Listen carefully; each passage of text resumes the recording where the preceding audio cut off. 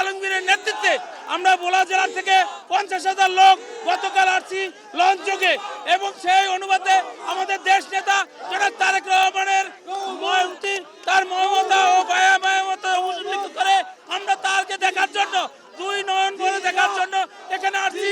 তারা দেখার পরে আমরা মনে বুঝি যে 7 বছর ধরে আমাদের যে আশা আকাঙ্ক্ষা প্রতীক দেশ নায়ক জনাব তারেক রহমান এখন আমাদের বুকের ভিতরে আছে। এই মুহূর্তে এই দেশের সংকটের মুহূর্তে তাকে দরকার, তাকে প্রয়োজন। এই সময় আমাদের দেশ নায়ক জনাব তারেক রহমান যদি বাংলাদেশের হাল ধরে তখন আমাদের বাংলাদেশ ইনশাল্লাহ আরো এগিয়ে যাবে। সবার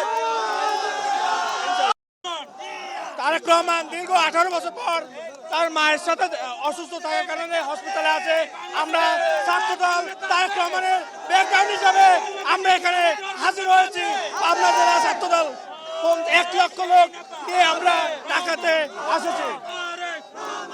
আমরাই নাম্বার ওয়ান। আমরাই নাম্বার ওয়ান। নাম্বার ওয়ান হচ্ছে মেরিল পেট্রোলিয়াম জেলি। আমরা দেশের মানুষ আজকে অনেক ঈদের মতো আনন্দ করছে এবং তারেক রহমান যে ভবিষ্যতের জন্য যে বার্তা দিয়ে গেছেন তা আমরা কর্মীবৃন্দ সকলে অক্ষর অক্ষরে পালন করার জন্য চেষ্টা করবো ইনশাআল্লাহ।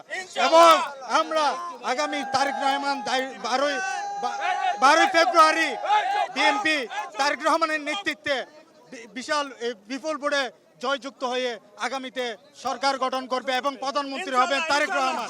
আমাদের নেত্রী দীর্ঘদিন ধরে অসুস্থ, মানবতার নেত্রী দেশনেত্রী বেগম খালেদা জিয়াকে তিনি একটি কুচক্রী মহল অনেকদিন বলেছিল যে তার মা অসুস্থ কিন্তু দেখতে আসে নাই। আজকে প্রমাণ করে দিয়েছে আমাদের নেতা এই বাংলাদেশে প্রত্যাবর্তন করে আমাদের দেশনেত্রীকে দেখতে এসে আজকে তাদের মুখে কলুষিত করেছে। ইনশাল্লাহ আমরা এই যে সকল নেতাকর্মী আমরা দেশনেত্রীর ব্যান্ডগার্ড হিসাবে এবং তারেক রহমানের ব্যান্ডগার্ড হিসাবে ইনশাল্লাহ আমরা থাকবো, ইনশাল্লাহ আগামীতেও থাকবো। সাংগঠনিক অভিভাবক বিএনপির ভারপ্রাপ্ত চেয়ারম্যান জনাব তারেক রহমান এই স্বদেশ প্রত্যাবর্তন দিবস উপলক্ষে আমরা খুবই আনন্দিত, কারণ আমরা ছাত্র রাজনীতি যতটুকু করতে পেরেছি ওনাকে সামনাসামনি কখনো দেখার সুযোগ হয়নি।